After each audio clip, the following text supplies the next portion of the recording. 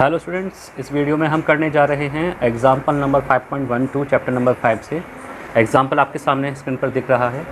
इसमें बोल रहे हैं कि see figure number 5.15 a wooden block of mass 2 kilogram rests on a soft horizontal floor when an iron cylinder of mass 25 kilogram is placed on the top of the block. The floor yields steadily and the block and the cylinder together go down with an acceleration of 0.1 meter per second square. What is the action of the block on the floor? Part A before and part B after the floor yields. Take G equals to 10 meter per second square. Identify the action reaction pairs in the problem. Example number 5.2 में part 1 में यानी part A में 2 kilogram का block है। अभी इस पर compression नहीं हुआ है, यानी सिलेंडर कंप्रेशन नहीं होता है, तो उस दौरान क्या होगा, इसका weight of the block M into g नीचे की तरफ काम करेगा और फ्लोर की तरफ से रिएक्शन फोर्स ऊपर की तरफ काम करेगा। तो कहने का मतलब ये हो गया कि ब्लॉक की तरफ से जो एक्शन है वो दरअसल रिएक्शन ऑफ द फ्लोर हो जाएगा। तो आप क्या लिख देंगे यहाँ पर, आर इक्वल्स टू कितना हो जाएगा यहाँ पर, एम इंटू जी। ग्रेविटी इन्होंने कितनी बोल रखी है, 10, तो मास की जी कितना लिख देंगे, 2 into 10 equals to 20 newton. Part first बहुत आसान था, इसमें केवल रिएक्शन निकालिए। तब की बात है जब फ्लोर कंप्रेशन, इस ब्लॉक का कंप्रेशन शुरू नहीं होता है। अब पार्ट बी में कंप्रेशन इस पर होता है। कंप्रेशन कौन प्रोवाइड करवा रहा है, इस पर कंप्रेशन इस पर प्रोवाइड करवा रहा है 25 किलोग्राम का सिलेंडर। इसका मास हम कैपिटल एम मान लेते हैं और 25 किलोग्राम इसे लिख देते हैं। स्मॉल एम ब्लॉक का मास है जिसे हमने 2 किलोग्राम लिख दिया। तो इस तरीके से जो हमारे पास में नेट मास है एम डैश, ये कितना हो जाएगा, capital M plus small M equals to 27 kilogram. ठीक है, अब हम इसका डायग्राम बना लेते हैं जिससे कि हमें बात आराम से समझ में आ जाए।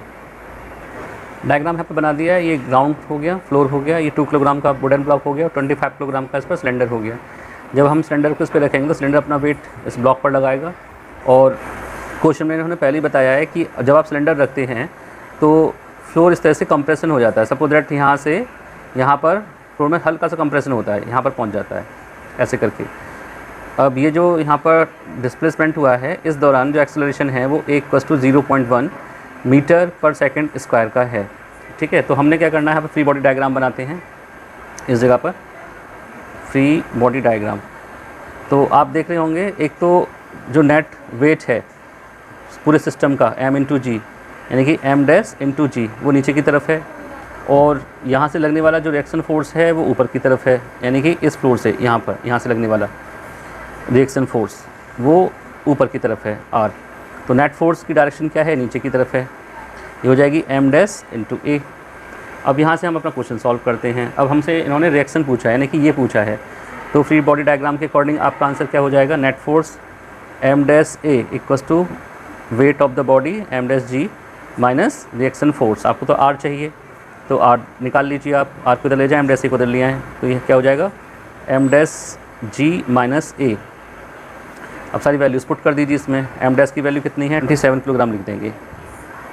ठीक है, अब इसको सॉल्व करने के बाद आंसर कितना आ जाएगा, 27 इंटू 9.9 इक्वल्स टू 267.3, यानी कि ये रिएक्शन फ्लोर की तरफ से लगेगा ऊपर की तरफ, जब सिस्टम नीचे की तरफ आएगा 0.1 मीटर पर सेकंड स्क्वायर के एक्सेलरेशन से। ठीक है, इसके बाद इसमें एक्शन रिएक्शन पेयर पूछा है, तो ये आप डायग्राम में देख रहे हैं।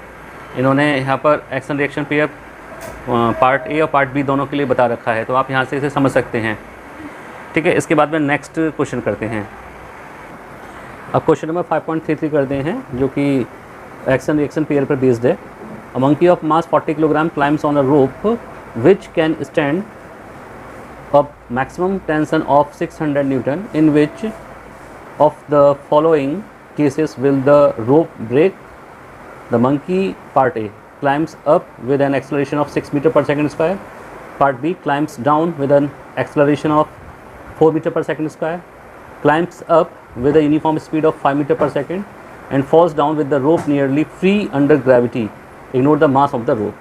तो इस क्वेश्चन को करते हैं। इसमें ये आपको 4 केस दिए गए हैं जिसमें कि मंकी के अलग अलग एक्सेलरेशन कंडीशन दी गई हैं और उन पर हमें चेक करना है कि रोप ब्रेक होगी या नहीं होगी। तो पार्ट ए से शुरू करते हैं और जो जो चीज़ हमें दे रखी है उसे लिख लेते हैं। आप डायग्राम में देख रहे हैं, ये रोप है जो कि रिजिड सपोर्ट से कनेक्टेड है और यहाँ पर इसको हमने यहाँ पर मंकी कंसिडर किया है। इसका मास 40 किलोग्राम है।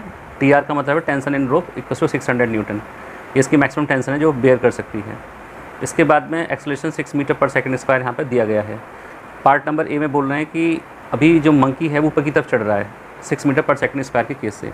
तो अगर आप इसका फ्री बॉडी डायग्राम बनाएं, यहाँ पर टेंशन रोप में ऊपर की तरफ लगेगी, वेट ऑफ द बॉडी यानी कि मंकी का वेट नीचे की तरफ होगा, तो नेट फोर्स की डायरेक्शन ऊपर की तरफ है, यानी मंकी ऊपर की तरफ जा रहा है एक्सेलरेशन ए से, तो net force M into A equals to कितना हो जाएगा, net force M into A equals to हो जाएगा tension minus weight of the body. Tension minus weight of the body इसलिए होगा, वेट ऑफ द बॉडी का मतलब है वेट ऑफ द मंकी, क्योंकि जो मंकी का वेट की डायरेक्शन है वो नेगेटिव डायरेक्शन में है, यानी ग्रेविटी के अगेंस्ट डायरेक्शन में मोशन हो रहा है, तो टी माइनस एम इंटू जी आ जाएगा। आपको तो टी चाहिए यहाँ पर, तो टी इक्वल्स टू कितना हो जाएगा, M A plus M G, तो एम कॉमन ले लेंगे यहाँ पर, ए प्लस जी हो जाएगा। आप सारी वैल्यू पुट कर दीजिए। एम की वैल्यू 40 है यहाँ पर, यानी मास ऑफ द मंकी ये 40 है, 40, और एक्सेलरेशन कितना है ऊपर जाते समय 10 प्लस 10, 6 प्लस 10, तो आपका आंसर आ जाएगा यहाँ पर 16, यहाँ पर हो जाएगा 16 4 जा 64, यानी कि 640 न्यूटन, ये आपका आंसर आ जाएगा। अब आपकी जो टेंशन है, यानी कि इस समय टेंशन जो आ रही है रोप में वो इसकी लिमिट से ज़्यादा है, यानी कि रोप की लिमिट कितनी है, टी आर 600 न्यूटन है, तो 640 इज़ ग्रेटर दैन 600 न्यूटन, तो इस केस में जो रोप है वो ब्रेक हो जाएगी। इसके बाद में पार्ट बी पर देखते हैं। पार्ट बी में आपसे बोला गया है कि जो एक्सेलरेशन है वो 4 मीटर पर सेकंड स्क्वायर का है, लेकिन नीचे की तरफ। तो अगर फ्री बॉडी डायग्राम से हम समझें कंडीशन को,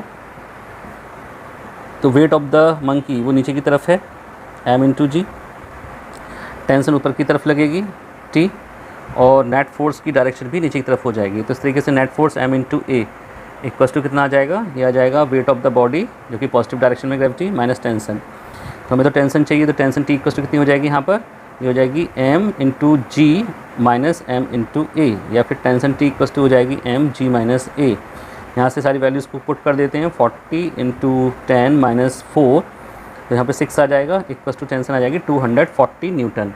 तो हमारे पास में जो खुद रोप की टेंशन है वो T R greater than T है, यानी कि रोप विल नॉट ब्रेक।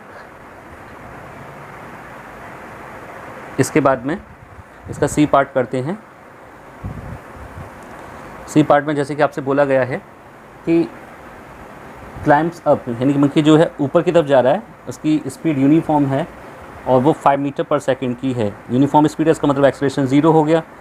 एक्सेलरेशन 0 हो जाएगा तो फिर जो टेंशन है वो that will be equal to only weight of the monkey के इक्वल हो जाएगी। तो टेंशन कितनी आ जाएगी, 40 इंटू 10 इक्वल्स टू 400 न्यूटन, यानी यूनिफॉर्म स्पीड पर भी अगर मंकी ऊपर चढ़ता है रोप पर, तो जो रोप की टेंशन है that will greater than the tension applied by the monkey. तो इस केस में भी रोप जो है ब्रेक नहीं होगी, रोप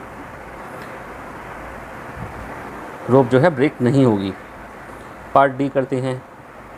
पार्ट डी की अगर आप बात करें तो इसमें फ्री फॉल हो रहा है। फ्री फॉल का मतलब क्या है कि एक्सेलरेशन इक्वल्स टू ग्रेविटी हो जाएगा, यानी कि अगर हम मंकी फ्री फॉल में आ रहा है, फ्री फॉल का मतलब क्या है कि वो नीचे आते समय उसका एक्सेलरेशन ए इक्वल्स टू जी हो जाएगा। यानी कि अगर हम इस वाली इक्वेशन को यूज़ करें from T equals to m g minus a, तो यहाँ पर एक्सेलरेशन कितना हो चुका है, एक्सेलरेशन यहाँ पर हो चुका है ग्रेविटी के इक्वल। तो आपके पास में टेंशन कितनी आएगी रोप में, 0, यानी कि कोई भी टेंशन अप्लाई नहीं होगी मंकी की तरफ से। तो T R is greater than tension applied by the monkey, तो ब्रेक होने के चांस ही खत्म हो जाते हैं, रोप विल नॉट ब्रेक। इन 3 कंडीशन में rope will not break, only first condition में रोप आपकी ब्रेक होगी।